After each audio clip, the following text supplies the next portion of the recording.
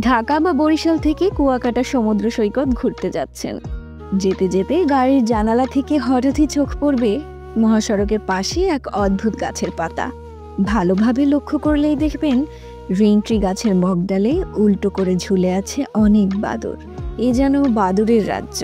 বলছিলাম, পটুয়াখালী সদর উপজেলার বদরপুর ইউনিয়নের তেলিখালী ব্রিজের সন্নিকটে গাবুয়া গ্রামে শুনশান পরিবেশে অচিন রেইনট্রি গাছের মগডাল বাদুড়ের রাজ্যে পরিণত হওয়ার কথা।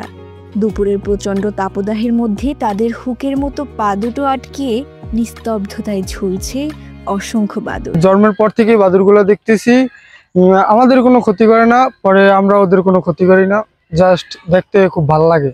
এখন কমছে, কিন্তু আগে অনেক বেশি ছিল। পটুয়াখালীতে এরকমের আর বাদুড় আমি কোনো জায়গায় দেখি নাই। বিকেল হলেই দেখা মেলে বাদুড়ের ঝাঁক বেঁধে উড়ে বেড়ানোর দৃশ্য, যা মন কাড়ে অনেক প্রকৃতি প্রেমীর। আগে খুব বেশি ছিল, এখন খুব কম, গাছ কমে গেছে। এই যেন চোখ ফেরানো দেয়। মাথায় সামান্য হলুদ রং থাকলেও পুরো দেহটি কালো। একটু শব্দ হলেই দল বেঁধে পালকহীন চামড়া মোড়ানো ডানায় কয়েকটা ঝাপটা দিয়ে আবার নীরব।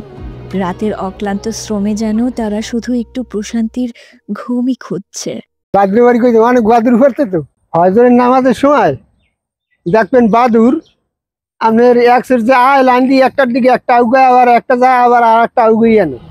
এই স্থানে থাই বাদুর, তাই তো গাছ কাটতে এলাই থাকতে হয়নি, এই বেরিটা হয়নি থাকতে, এনে অনেক গাছ আনলে হয়নি কোনে শেষকালে আসবে হয়নি, এনে কোনে গেছে, এন কোন গেছে এন ওই সিটে।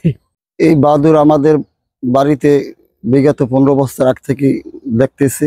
এই বাদুড় থাকে, রাত্রবেলা বাহির হয় এবং দিনের বেলা এই গাছে থাকে। এটা দেখতে খুব সৌন্দর্য লাগে এবং খুবই ভালো লাগে। অনেক লোকজনের রাস্তাঘাটে দেখে। বাদুড় সম্পর্কে মানুষের মধ্যে একটু ধারণা দেওয়ার কারণে এই প্রাণীটাকে মানুষ হত্যা করে ফেলে, বা যেসব এলাকায় এইসব প্রাণীগুলো থাকে এইসব এলাকার গাছগুলোও নিধন করে ফেলায় মানুষ। কারণ এই মানুষে মনে করে যে এর মাধ্যমে বিভিন্ন রোগ ব্যাধি ছড়ায়, কিন্তু আসলে এই ধারণাটা ভুল। বাদুড় মানুষের অনেক উপকার করে থাকে, যেমন আম সহ প্রায় 300 প্রজাতির ফল এবং ফুলের পরাগায়ন করাতে সাহায্য করে এই বাদুড়।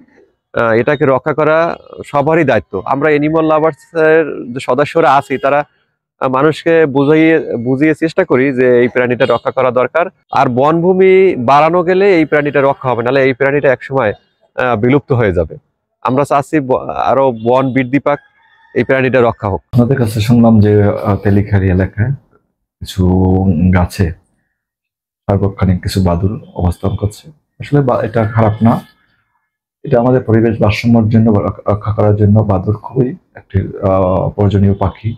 যে গাছে সে অবস্থান করে, যে গাছটা ভবিষ্যতে না কাটা হয়, এটা আমি আশাবাদ ব্যক্ত করি ওই এলাকার লোকদের প্রতি, যে তার আবাসস্থল অবশ্যই রক্ষা করতে হবে। তাহলে আমাদের সর্বোপরি আমাদের পরিবেশ রক্ষা পাবে।